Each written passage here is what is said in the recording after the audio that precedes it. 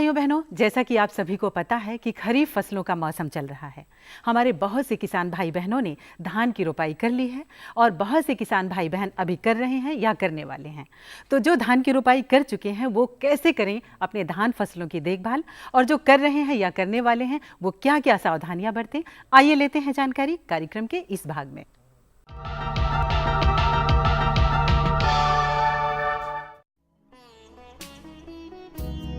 पूरे विश्व में 100 से भी अधिक देशों में 100 करोड़ से भी अधिक किसान धान की खेती से अपना पेट पालते हैं। दुनिया का 90% चावल एशिया में ही उगाया और खाया जाता है। धान के पौधे को हर तरह की जलवायु पसंद है। इस समय देश में धान की फसल करीब 25 से 30 दिनों की हो गई है।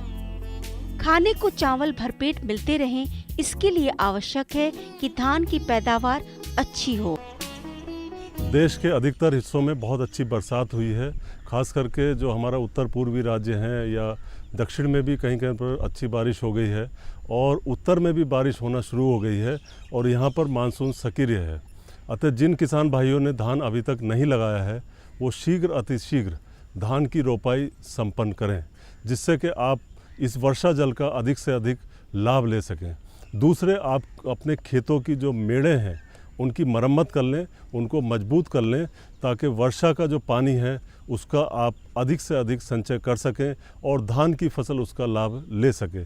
अभी कहीं कहीं कुछ क्षेत्रों में शिकायत आ रही है कि धान में बकानी बीमारी आ रही है, तो मैं सलाह देना चाहूँगा किसान भाइयों को, जो रोपाई करने जा रहे हैं वो ध्यान रखें कि उनकी पौधशाला में कुछ पौधे पीले रंग के हो सकते हैं और ज़रूरत से ज़्यादा लंबे हो जाते हैं। जो सामान्य पौधे है उससे अगर ज़्यादा लंबे पौधे दिखाई दें तो उनकी आप छटनी कर लें। साथ ही खरपतवार वगैरह के पौधे भी अगर आपकी पौध के साथ आ रहे हैं तो उनको भी अलग कर लें। दूसरे, बकानी बीमारी में जैसे हम जानते हैं जब खेत में हम रोपाई करते हैं तो हमारे कुछ पौधे ज़रूरत से ज़्यादा लंबे हो जाते हैं और उन पे फिर बालियाँ नहीं बनती, दाने नहीं बनते, तो उसका नियंत्रण बहुत ज़रूरी है।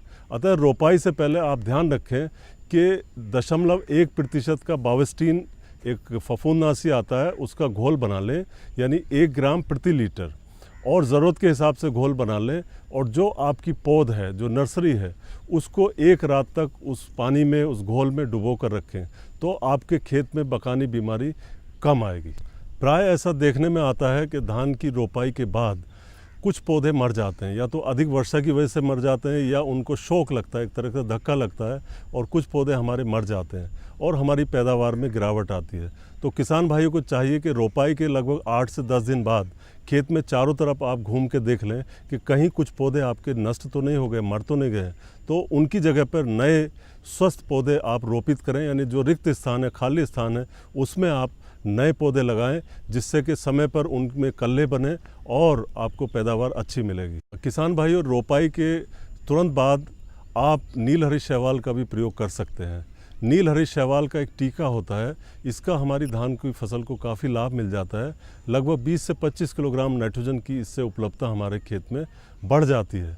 आपको ध्यान रखना है, ये आधा किलो का एक पैकेट होता है और उसमें 4-5 किलो आप मिट्टी मिला लें और प्रति एकड़ के हिसाब से इसका नीलहरी शैवाल के टीके का प्रयोग करें।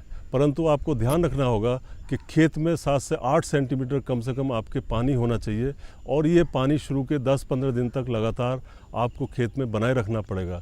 इससे हमारा जो नीलहरी शैवाल है उसका अंकुरण अच्छा होगा, उसकी बढ़वार अच्छी होगी। साथ ही आपको ये पानी लगातार आपको अपने खेत में बनाए रखना होगा, तभी ये हमारे नीलहरी शैवाल जीवित रहेंगे और इससे हमारी नाइट्रोजन की बचत होती है। जल ही जीवन है। धान की फसल में जल का हमें सही से प्रयोग करना है, क्योंकि जल की भी लगातार कमी होती जा रही है। तो सबसे आसान तरीका यह है कि आप अपने खेतों में जब पानी लगाएं, जो भी पानी लगा रहे हैं, आमतौर पे 5 सेंटीमीटर की गहराई की आप सिंचाई करते हैं, तो उस पानी को अच्छी तरह से इस्तेमाल होने दें। फिर दोबारा उसमें अधिक मात्रा में पानी खड़ा ना रखें। जब खेत आपका सूख जाए, यानी एकांतर सिंचाई इसको हम कहते हैं, जब आपका खेत सूख जाए, सूखने के बाद ही उसमें पानी लगाएं। और ध्यान रहे कि किसी भी अवस्था पर पानी की कमी नहीं होनी चाहिए। खास करके जब हमारे कल्ले बन रहे हों तो उस समय पानी पर्याप्त हमारी मिट्टी में होना चाहिए, और जब फूल बनने की अवस्था, जो कि काफ़ी समय बाद आएगी, लेकिन उस समय भी पानी की हमारे खेत में कोई कमी नहीं होनी चाहिए।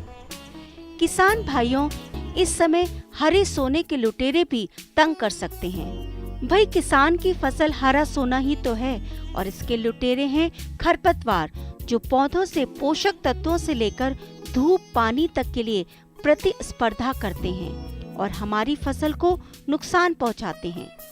इसलिए खरपतवार का नियंत्रण बेहद जरूरी है। धान की फसल में खरपतवारों द्वारा भी काफ़ी हानि होती है। इसमें चौड़ी पत्ती वाले और सकरी पत्ती वाले या नेड़ी पत्ती वाले दोनों प्रकार के खरपतवार आते हैं। ये खरपतवार मिट्टी से पोषक तत्व लेते हैं और पौधों के साथ प्रतिस्पर्धा करते हैं और उसको मिलने वाले पानी और पोषक तत्वों का ये दोहन करते हैं। अतः शुरू के 30 से 40 दिन तक हमारी जो धान की फसल है उसमें खरपतवारों का नियंत्रण करना बहुत ज़रूरी है। इसके लिए शुरू में जैसे कि हम बताते हैं कि पेंडिमिथालिन का प्रयोग किया जा सकता है, ब्यूटाक्लोर का प्रयोग किया जा सकता है, जो आप पहले ही कर चुके होंगे। लेकिन इस समय धान चूँकि आप रोपाई कर चुके हैं तो इस समय खरपतवार नियंत्रण के लिए सबसे बढ़िया है बिसपायरिबैक सोडियम। बिसपायरिबैक सोडियम ये खरपतवार नाशी है जो चौड़ी पत्ती वाले और सकरी पत्ती वाले दोनों प्रकार के खरपतवारों को मारता है और इसकी मात्रा 25 ग्राम प्रति हेक्टेयर है। ये 25 ग्राम मात्रा आप लगभग 400 से 500 लीटर पानी में घोल बना लें और प्रति हेक्टेयर के हिसाब से इसका छिड़काव रख कर दें।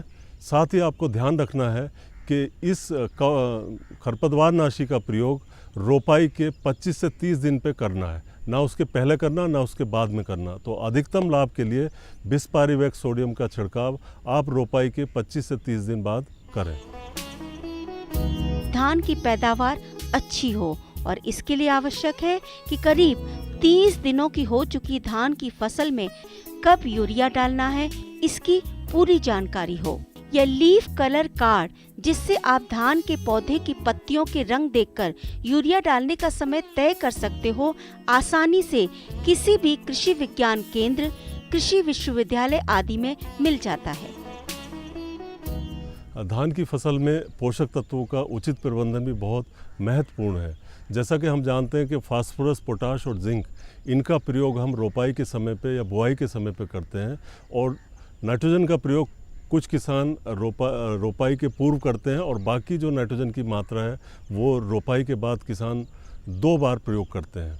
तो बेहतर ये होगा कि नाइट्रोजन का प्रयोग हम, जो लीफ कलर चार्ट है, एक पैमाना होता है जिस पे 5 अलग अलग रंग की पट्टियाँ बनी होती हैं, रंगों की पट्टियाँ होती हैं।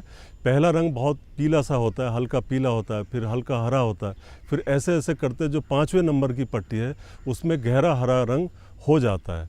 इन रंगों की पहचान के आधार पर हम धान के खेत में नाइट्रोजन का सही समय का पता लगा सकते हैं और इससे हमारे नाइट्रोजन की बचत होती है। जिन किसान भाइयों ने रोपाई द्वारा धान लगाया है अथवा सीधी बिजाई से धान लगाया है, वो लीफ कलर चार्ट का प्रयोग अगर आपने नाइट्रोजन शुरू में नहीं दी है, रोपाई के समय या बुआई के समय नहीं दी है, तो लीफ कलर चार्ट द्वारा पहली रीडिंग आप बुआई के 21वें दिन बाद और रोपाई के 14वें दिन बाद, ध्यान रहे बुआई के 21 दिन बाद या रोपाई के 14वें दिन बाद लें। और जिन किसान भाइयों ने नाइट्रोजन का प्रयोग बुआई के समय या रोपाई के समय किया है तो उनको सीधी बिजाई के केस में पहली रीडिंग लीफ कलर चार्ट द्वारा 28 से 30 दिन पे लेनी है और अगर रोपाई की गई है तो पहली रीडिंग 21 से 25 दिन पर लेनी है। और साथ ही हमें ध्यान रखना है कि अगली जो हमें रीडिंग है वो प्रत्येक सप्ताह के अंदर पर लेनी है और रीडिंग लेने का सबसे उपयुक्त समय सुबह 8 से 10 बजे या दोपहर बाद 2 से 4 बजे का है। और रीडिंग लेते समय आपकी पीठ के पीछे सूरज होना चाहिए और शुरू से आखिर तक एक ही आदमी रीडिंग ले। ऐसा ना हो कि एक रीडिंग एक आदमी ले ले, दूसरी रीडिंग दूसरा आदमी ले ले, तो एक ही आदमी रहे। और खेत के सारे हिस्से में अलग अलग स्थान से 10 बीमारी रहित पौधों या गुच्छों का चुनाव करें। 10 चुने हुए पौधों में से जो ताज़ा पूरी तरह से विकसित पत्ती हो उसका बीच का हिस्सा लीफ कलर चार्ट की जो रंग पट्टी है उस पर रखें और पत्ते को तोड़ें या नष्ट न करें। फिर यदि 6 या यदि 5, जैसे 1 से लेकर 5 तक इसमें नंबर होते हैं, यदि 3 नंबर की जो रंग है, रंग की पट्टी है, उससे हमारी धान की पत्ती का रंग मैच कर रहा है यानी मिल रहा है और 10 में से 6 पत्तियों का रंग अगर मिल जा रहा है 3 नंबर से जो क्रिटिकल वैल्यू है, तो हमें समझ लेना चाहिए कि नाइट्रोजन डालने का उपयुक्त समय आ गया है। इसका इस रीडिंग की जो क्रिटिकल वैल्यू 3 आने पर हम धान में लगभग 20 से 25 किलोग्राम नाइट्रोजन प्रति हेक्टेयर का प्रयोग करें। अगर आप ऐसा करेंगे और फिर अगले हफ्ते फिर देखेंगे तो जब भी ज़रूरत हो उसके हिसाब से आप नाइट्रोजन का प्रयोग करेंगे तो आपको अधिक लाभ मिलेगा। भारत के करोड़ों लोगों का पेट भरने वाली इस महत्वपूर्ण फसल का सही ध्यान रखना आवश्यक है। पूरी दुनिया को धान का दान भारत ने ही दिया है। हमारे किसानों ने ही तो धान को भी अन्य फसलों की तरह जंगलों से ही ढूंढ कर रोपा था, लेकिन अब चुनौतियां अलग हैं और वैज्ञानिक विधि से धान की खेती करके उपज भी बढ़िया ली जा सकती है और लाभ भी अधिक कमाया जा सकता है। किसान भाइयों, जैसा आज आपने सुना कि जिन्होंने धान की रोपाई नहीं की है वो शीघ्र अतिशीघ्र इस कार्य को संपन्न कर लें, और जो किसान भाई पहले ही रोपाई कर चुके हैं उनको ध्यान रखना है कि सही जल प्रबंधन अपने खेत में रखें, उसमें नमी की कमी ना आने दें, और दूसरे उसमें जैसे बकानी बीमारी है उस पर भी नज़र बनाए रखें, और साथ ही खरपतवारों का नियंत्रण करना बहुत ज़रूरी है। और जो नाइट्रोजन का प्रयोग है आप कोशिश करें कि जो लीफ कलर चार्ट जो हमने पट्टी दिखाई है उसके हिसाब से आप नाइट्रोजन का प्रबंधन करें तो आपकी फसल की वृद्धि अच्छी होगी, उसमें अच्छे कल्ले फूटेंगे और अंत में बड़ी बालियाँ लगेंगी और अधिक दाने मिलेंगे और अधिक आपको पैदावार मिलेगी।